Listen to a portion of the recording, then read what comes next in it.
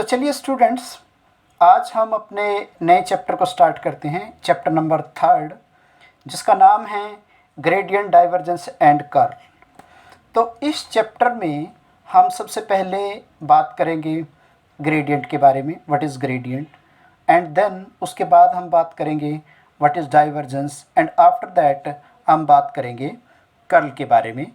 तो चलिए हम देखते हैं कि ग्रेडियंट क्या है। तो इसको हम डिनोट करते हैं डेल से, या इसका जो नाम है वो है डेल है, या हम इसको नेबला भी बोलते हैं, डेल और नेबला, डेल और नेबला। ये मेरे पास एक वेक्टर डिफरेंशियल ऑपरेटर है। देखो इसमें आई जे के हैं, तो ये तो वेक्टर तो है, और इसमें डिफरेंशियल ऑपरेटर का मतलब है ये जब क्या करेगा, डेरिवेटिव का काम करेगा। ये यहाँ पे जब ये इसको हम ऑपरेट करेंगे तो ये जो है वो डेरिवेटिव करेगा किसी भी फंक्शन का। तो मैं क्या करता हूँ, suppose that let phi be a scalar function, be a scalar function, let phi be a scalar function. तो मैं इस स्केलर फंक्शन के ऊपर इस ऑपरेटर को लगाता हूँ। तो डेल फाई मीन्स आई करली over curly X plus J करली ओवर करली वाई प्लस के करली over curly Z into phi. तो जब मैं इसको फाई के ऊपर ऑपरेट करूँगा तो ये बनेगा आई into curly phi over curly x. ये मीन्स ये जो फंक्शन है, स्केलर फंक्शन है फाई, ये इसका डेरिवेटिव करेगा एक्स के corresponding, plus J curly phi over curly Y, इसका डेरिवेटिव करेगा with respect to Y, and K curly phi over curly Z. तो ये जो डेल ऑपरेटर है एक्चुअली हमारे पास जो है वो डेरिवेटिव करने का काम करता है। तो ये इस फंक्शन फाई हमारे पास एक स्केलर फंक्शन है। स्केलर फंक्शन के ऊपर जब ये लगेगा तो ये उसका एक्स के कोरस्पॉन्डिंग डेरिवेटिव करेगा, वाई के कोरस्पॉन्डिंग डेरिवेटिव करेगा, और जेड के कोरस्पॉन्डिंग डेरिवेटिव करेगा। और हमारे पास जब ये फाई फंक्शन के ऊपर जब ये ऑपरेट होगा तो मेरा जो रिजल्ट आएगा वो मेरे पास एक वेक्टर क्वांटिटी आएगी। तो इसको हम बोलते हैं ग्रेडियंट वेक्टर। डेल फाई का मतलब है ग्रेडियंट फाई, और ग्रेडियंट फाई हमारे पास इज ए वेक्टर क्वांटिटी। तो यहां पर एक बात जो है वो नोट करने वाली है कि फाई मेरे पास एक स्केलर फंक्शन है। तो जब उसके ऊपर मैंने ये डेल ऑपरेटर लगाया तो मेरा जो रिजल्ट है वो एक वेक्टर क्वांटिटी आया है। तो इस वेक्टर क्वांटिटी को हम बोलते हैं ग्रेडियंट फाई। तो आपको एक बात यहाँ पे ध्यान रखनी है कि जब ये डेल ऑपरेटर स्केलर फंक्शन के ऊपर लगेगा तो आपको जो है रिजल्ट में एक वेक्टर क्वांटिटी मिलेगी। चलिए अब हम इस ग्रेडियंट डेल ऑपरेटर की कुछ प्रॉपर्टीज को देख लेते हैं। तो इसकी कुछ प्रॉपर्टीज हैं, properties of this del operator. इसकी पहली प्रॉपर्टी है कि अगर मुझे दो फंक्शन के सम का ग्रेडियंट फाइंड आउट करना हो तो मैं इसको फाइंड आउट कर सकता हूं del phi plus del psi. ये बिल्कुल डेरिवेटिव के कॉन्सेप्ट की तरह है कि जैसे मान लो आपको जो है दो फंक्शन f और g का डेरिवेटिव जब आप करते हो तो आप क्या करते हो, तो आप इसको लिखते हो कि D phi over D x plus D G over D X. तो जैसे हमने डेरिवेटिव में, आपने लोअर क्लासेस में डेरिवेटिव ऑपरेटर को स्टडी किया है, तो डेरिवेटिव दो फंक्शन का हम इस तरह से करते हैं। तो ये ग्रेडियंट भी जो है वो एज इट इज़ काम कर रहा है, देखो ये इसी के पैरेलल है। तो यहाँ पे अगर हमें सम का ग्रेडियंट फाइंड आउट करना है तो उसको हम क्या कर सकते हैं, ऐसे फाइंड आउट कर सकते हैं, del phi plus del psi. दूसरी प्रॉपर्टी मेरे पास है कि चलो अगर मान लो मेरे पास फाई माइनस साई हो तो in the same way del phi minus del psi, इसको ऐसा लिखा जा सकता है। इसके बाद अगर मैं थर्ड प्रॉपर्टी में बात करूं कि अगर मुझे प्रोडक्ट का ग्रेडियंट निकालना है तो first function as it is del psi plus second as it is del phi, ये भी बिल्कुल प्रोडक्ट के डेरिवेटिव के पैरेलल है। जैसे हम दो फंक्शन की प्रोडक्ट का डेरिवेटिव करते हैं, फर्स्ट एज इट इज दूसरे का डेरिवेटिव प्लस पहला एज इट इज दूसरे का डेरिवेटिव, ठीक है। तो ये बिल्कुल एज इट इज उसी की तरह काम कर रहा है। और इसकी फोर्थ प्रॉपर्टी है कि अगर मुझे फाई ओवर साई के ऊपर डेल ऑपरेटर में लगाऊं तो ये इसकी वैल्यू है मेरे पास नीचे वाले का square psi as it is, ऊपर वाले का डेल माइनस ऊपर वाला एज इट इज और नीचे वाले का डेल। तो ये भी हमारे पास जो है वो कोशेंट रूल की तरह है। तो यहाँ से हमने ऑब्जर्व किया कि जो डेल ऑपरेटर की प्रॉपर्टीज़ हैं वो बिल्कुल डेरिवेटिव वाली प्रॉपर्टीज़ ही हैं। तो मैं इनका प्रूफ तो आपको नहीं बताऊंगा कि इनका प्रूफ तो आपको बुक से पढ़ देना, क्योंकि वेरी वेरी सिंपल है कि डेरिवेटिव की तरह का ही जो है वो बिहेव करता है। तो इसका प्रूफ जो है वो डिटेल में हमें इसके प्रूफ पे जाने की ज़रूरत नहीं है। तो अब मैं इससे रिलेटेड जो है एक छोटा सा रिजल्ट देखो कि del phi is equal to 0 if and only if phi is constant. Phi is constant function. Means अगर कोई फंक्शन आपके पास कांस्टेंट है तो उसका ग्रेडियंट जो है वो 0 के बराबर होता है, और अगर किसी फंक्शन का ग्रेडियंट 0 हो तो वो फंक्शन हमारे पास जो है वो कांस्टेंट होगा, प्रोवाइडेड हमारे पास यहाँ पे आपको एक बात ध्यान रखनी है, ये जो फाई है ये मेरे पास स्केलर फंक्शन होना चाहिए, ये वेक्टर क्वांटिटी नहीं है। यहाँ पे आपको ये नोट करना है कि phi is scalar function, phi is scalar function, क्योंकि ये जो डेल ऑपरेटर है ये स्केलर फंक्शन के ऊपर एप्लीकेबल होता है, या आप इसको ऐसा कह सकते हो कि ये स्केलर फंक्शन के ऊपर ये लगता है, ये वेक्टर फंक्शन के ऊपर नहीं लगता। तो जब ये वेक्टर फंक्शन के ऊपर लगेगा तो तब इसका कुछ और बिहेवियर होगा। तो जो ग्रेडियंट है वो हमेशा ही स्केलर क्वांटिटी का निकलता है। तो इस रिजल्ट में मेरे पास है कि del phi is equal to 0 if and only phi is constant. तो इसका प्रूफ देख लेते हैं हम। Suppose phi is constant, necessary condition हमारे पास, necessary condition, suppose phi is constant, suppose phi is constant function,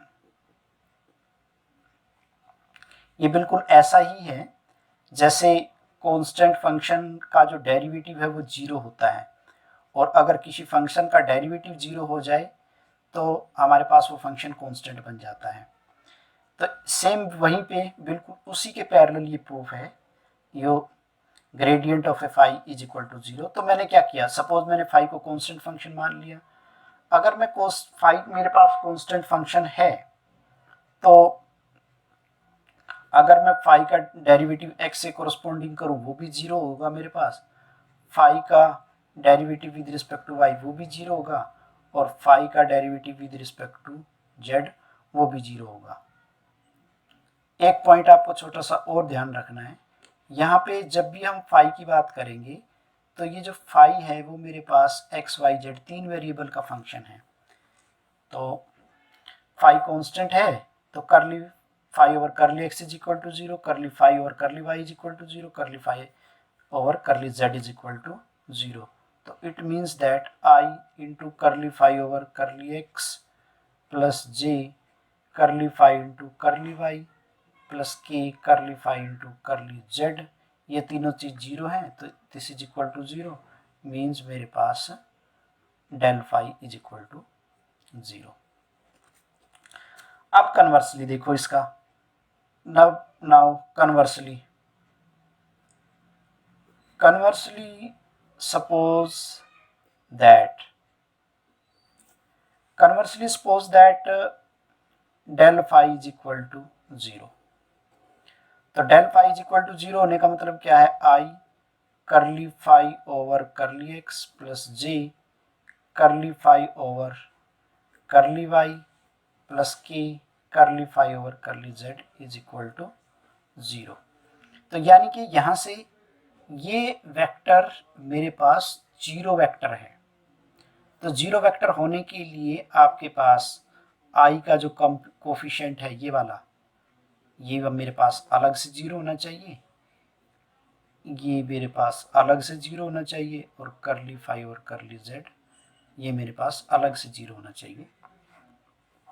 तो यहां से देखो, ये जो फंक्शन है फाई, इसका x के कोरस्पोंडिंग डेरिवेटिव करो वो 0। तो इसका मतलब है ये जो फाई है ये इंडिपेंडेंट है x से, x के ऊपर ये डिपेंड नहीं कर रहा। इसी तरह से फाई का derivative with respect to y 0, ये यहाँ से ये y के ऊपर भी डिपेंड नहीं कर रहा, और यहाँ से ये z के ऊपर भी डिपेंड नहीं कर रहा। तो ये जो फंक्शन है मेरे पास phi, it is independent of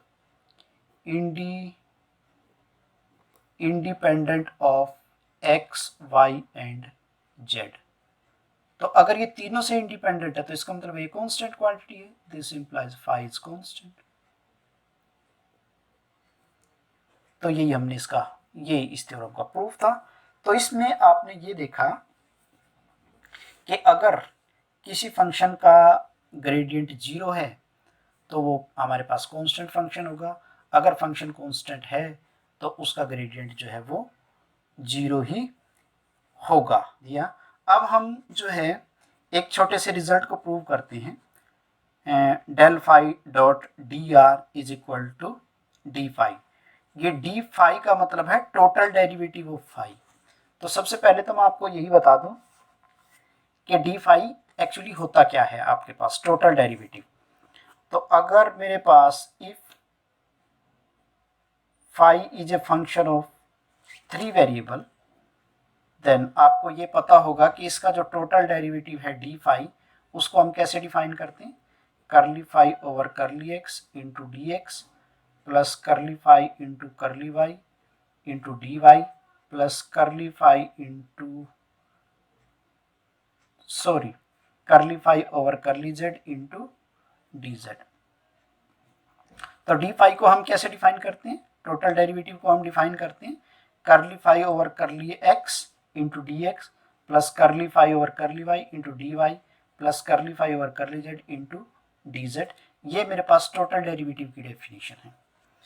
तो अब मैं अपने इस रिजल्ट को प्रूव करूंगा। तो आर वेक्टर तो मेरे पास है एक्स आई वाई जे जेड की।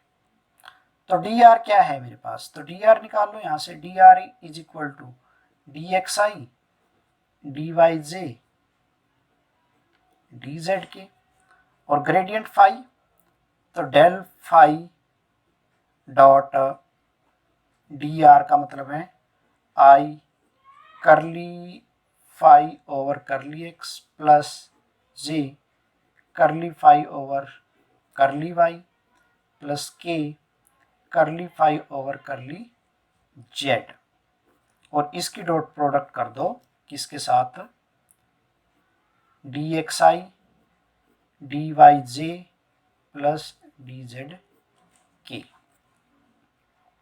तो यहां से मेरे पास क्या आएगा, curly phi over curly x into D X curly phi over curly Y into D Y plus curly phi over curly Z into D Z, और ये मेरे पास है टोटल डेरिवेटिव ऑफ फाई के बराबर। तो del phi dot D r मेरे पास जो है वो डी फाई के बराबर होता है। ये रिजल्ट काफ़ी इंपॉर्टेंट है, तो मुझे आगे इस थ्योरम्स में ये रिजल्ट काफ़ी इंपॉर्टेंट है, तो मुझे आगे थ्योरम्स में इसकी ज़रूरत पड़ेगी, तो आपको ये ध्यान रखना है। तो चलिए अब हम जो है एक न्यूमेरिकल को देख लेते हैं। ये एक्सरसाइज 3.2 के जो क्वेश्चन नंबर 1 है उसका सेकंड पार्ट है। If R square is equal to X square plus Y square plus Z square, तो हमें इवेल्युएट करना है gradient of E raise to the power R square. तो gradient of E raise to the power R square का मतलब मेरे पास है ग्रेडियंट ऑफ ई की power X square Y square Z square. तो मैं जब इसका ग्रेडियंट करूँगा तो ये मेरे पास आएगा आई, और देखो आपके पास होता है आई curly phi over curly x, j curly phi over curly Y, plus के curly phi over curly Z. तो आई के साथ जो है इसका डेरिवेटिव होगा विद रिस्पेक्ट टू एक्स, तो इसका डेरिवेटिव करना है विद रिस्पेक्ट टू एक्स। तो हमारे पास e की पावर x का डेरिवेटिव होता है e की पावर x, यानी कि e की power x square y square z square into ऊपर वाली टर्म का डेरिवेटिव, तो ऊपर वाली टर्म का डेरिवेटिव आ गया 2x प्लस अब g के साथ, तो इसका derivative with respect to y, तो इस e की पावर x का डेरिवेटिव तो एज इट इज, तो ये तो e की power r square as it is है, और बाद में इसका जो डेरिवेटिव है विद रिस्पेक्ट टू y वो आपके पास हो गया 2y प्लस के ई की power r square into 2z। तो यहाँ से e की पावर आर स्क्वायर तो कॉमन आ गया, और ये मेरे पास बचा 2xi 2yj प्लस 2z के।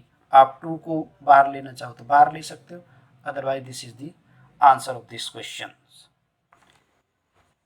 चलिए अब हम जो है इस क्वेश्चन को देख लेते हैं। ये एक्सरसाइज का क्वेश्चन नंबर शायद 11 है। If phi is equal to log of X square plus Y square का root, then so that gradient phi is equal to this, यानी कि ग्रेडियंट फाई को मुझे इसके बराबर प्रूव करना है। तो इसका जो प्रूफ है तो वेरी वेरी सिंपल। तो इसके प्रूफ की तरफ हम चलते हैं। तो सबसे पहले हमारे पास जो है हम इसकी लेफ्ट हैंड साइड को इवेलुएट कर लेते हैं। तो ग्रेडियंट फाई देखो क्या है मेरे पास, ग्रेडियंट फाई का मतलब है आई, और इसका मैं डेरिवेटिव करूँगा विद रिस्पेक्ट टू एक्स। तो जब मैं इसका डेरिवेटिव करूँगा विद रिस्पेक्ट टू एक्स, तो लॉग का डेरिवेटिव तो हो गया मेरे पास 1 over x square plus y square का रूट, और इसका डेरिवेटिव मेरे पास है 1/2 root of x square plus y square, और अंदर वाली क्वांटिटी का डेरिवेटिव मेरे पास हो गया 2x प्लस j। इसी तरह से जब मैं y के कोरस्पोंडिंग इसका डेरिवेटिव करूँगा तो वो मेरे पास आ जाएगा 2y ओवर एक्स स्क्वायर का root into 2 root of x square y square. तो इसको सोल्व करने के बाद देखो ये मेरे एक्स आई, मेरे पास है वाई जे, और ये मेरे पास है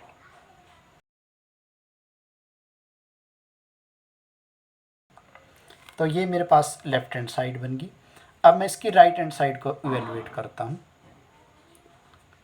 तो देखो r मेरे पास होता है x i plus Y J plus Z की, तो r डॉट के मेरे पास होगा z, और r डॉट के इंटू के ये मेरे पास बनेगा z की।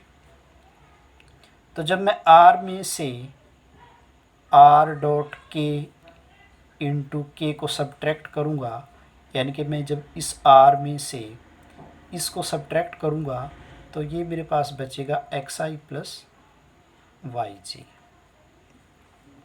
तो अब देखो यहाँ पे ऊपर तो मेरे पास क्या आ गया, ऊपर मेरे पास आ गया x i plus y j, और नीचे मेरे पास जो है वो सेम क्वांटिटी की डॉट प्रोडक्ट है, तो नीचे मेरे पास आ गया x i plus y j dot x i plus y j.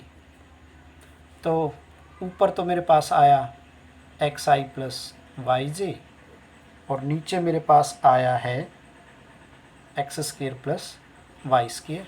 तो यहाँ से मेरे पास जो है वो left hand side is equal to right hand side prove हो गई।